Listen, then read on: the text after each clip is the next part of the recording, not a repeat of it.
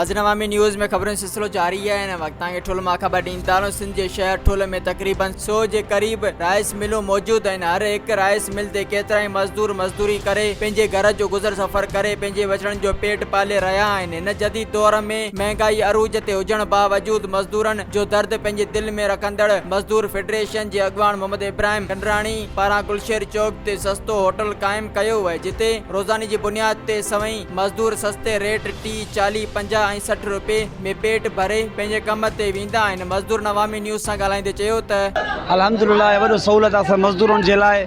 ॿ टे मिला जेके मज़दूर अचनि था कमु करनि था उन्हनि खे 20 रुपए जी भाॼी मिले थी, सुख था सहूलियत सां मानी खाइनि था। ॿी जॻह ते 50 जो 100 जो को भाॼी न मिलंदो आहे, हिते 20 रुपए जा भाॼी खाइनि था। अल्हम्दुलिल्लाह सां वॾो सहूलियत आहे मज़दूरनि जे लाइ। चांहि जी सहूलियत आहे, मानी जी सहूलियत आहे। अल्हम्दुलिल्लाह मज़दूर असांजा सभु ख़ुशि। ॿियो किथे ॾींदो था? मिसकिननि ग़रीब हर को रोज़गार करनि था। 30 जो भी भाॼी सेठ ॾे थो, सेठ भलो माण्हू आहे, सफ़ा असां सां मदद भी करे थो।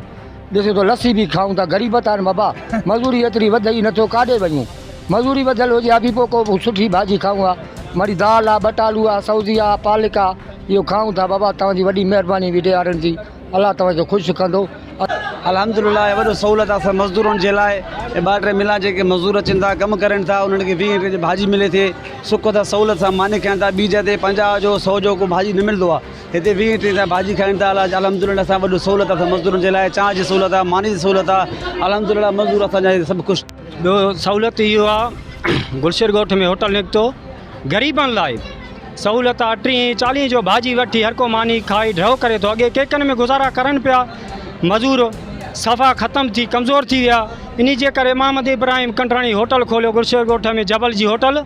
सहूलियत आहे। ॿियो इहो आहे मज़दूरनि खे कंहिंखे आहे न आहे खाई पी नाला लिखाए हलिया वञनि, शाम जो अची पैसा ॾियनि। अवामी होटल जबल जे नाले सां खुलियो आहे। तक़रीबन हिते सवियूं मिलियूं आहिनि।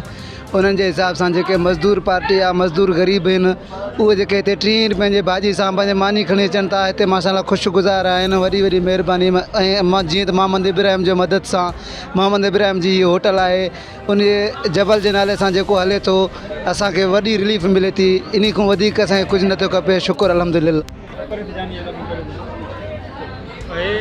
तकरीबन 4 लाख 4.5 लाख आबादी ठुल तालुको आहे, जिते रईस मिलनि जे सभिनी लाइ तव्हां अवामी होटल खोलियो आहे ग़रीबनि लाइ। उन जे हवाले सां तव्हां छा चवणु चाहींदा? अल्हम्दुलिल्लाह जीअं त आऊं पाण मज़दूर अॻवान आहियां, पूरे हिते जो नुमाइंदी कंदड़ आहियां पूरे सिंध जे हवाले सां। हीअ तहसील ठुल राइस इंडस्ट्री जे हवाले सां मशहूरु आहे।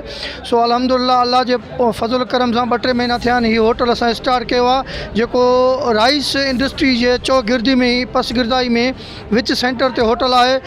अल्हम्दुलिल्लाह सभई मज़दूर रोज़ाना अची करे मानी खाईंदा आहिनि। पर असां हिकिड़ो सहूलियत ॾिनो आहे, जो पोरे त आहिनि मज़दूर मिसकिन आहिनि।